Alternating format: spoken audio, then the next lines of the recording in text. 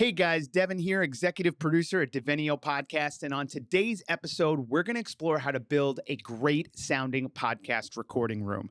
Now, if you're looking to improve the quality of your podcast episodes so they sound more professional and more polished, you're not going to want to miss this. Stick around.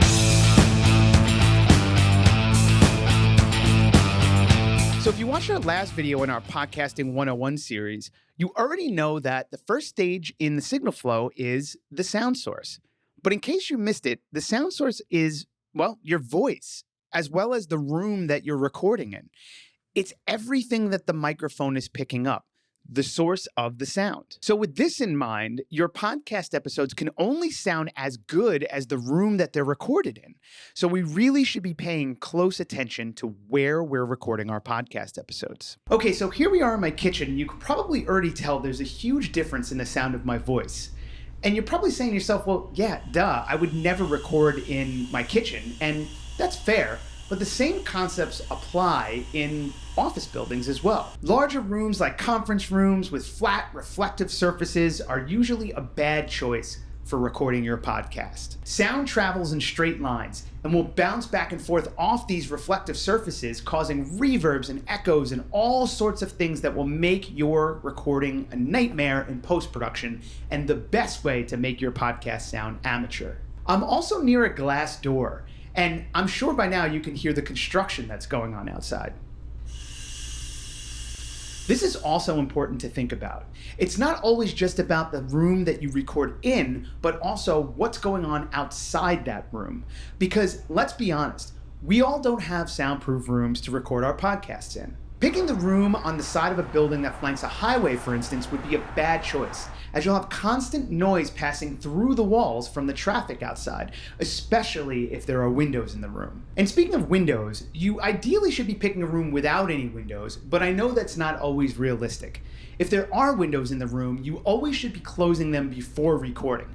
Now, I know that kind of goes without saying, but you'd be surprised how many times that's forgotten. When choosing a room to record in, you're going to want to think about the size of the room, what's in the room, what's outside it, and ultimately what noises can creep into your recordings and distract your listeners. Eliminating these at the source will automatically level up your podcast recording. There, that's better. Now, it's clear that not everybody has the pick of the litter. Some of us have to make do with what we already have, and that's totally fine. Let's start exploring how we can optimize the recording spaces that we already have so that we can achieve the best possible results. First off, start furnishing. Nothing reflects sound more than bare walls. We want to eliminate sound reflections as much as humanly possible. Start filling up the space with some paintings or pictures on the wall. Put up some shelves and put plants and other decor on them. And get a bookshelf and fill it with your favorite books. While yes, the sound will still reflect off of these surfaces, they won't reflect in straight lines. These items are a great way to diffuse the sound, and that's a great first step. The ultimate goal is sound absorption, and there are many ways to achieve this. Those pictures you put on the wall, maybe use canvas tiles instead of picture frames, which have glass surfaces and can be reflective. If possible, get a nice big couch with lots of pillows. You can also get yourself some extra thick curtains to hang on the windows. They even sell sound absorption curtains, which will not only help deaden the room, but will also cut back on some sound from the outside of the windows.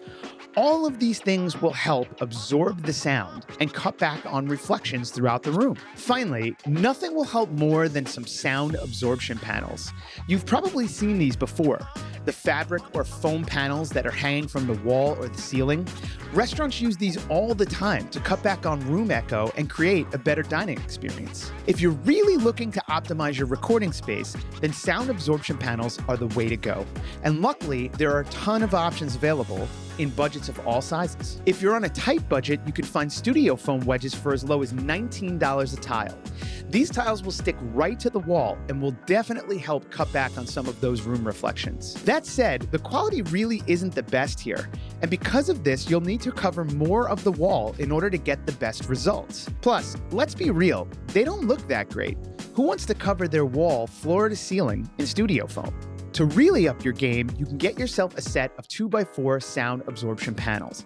These panels are made from wood frames, stuffed with sound absorption, and covered in fabric for the ultimate sound absorption tool. You can find these panels in a ton of different colors to match the vibe of your room, and they look great on the walls. Plus, because they're so efficient, you need significantly less wall coverage in order to get the job done. Putting just 1 or 2 of these on each wall should get the results you need, depending on the room size, of course. And if you're up for some arts and crafts, you can even save yourself some money and build these yourself.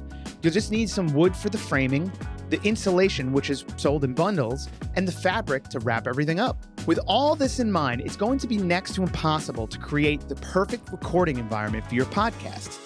Even professional recording studios aren't perfect in their design.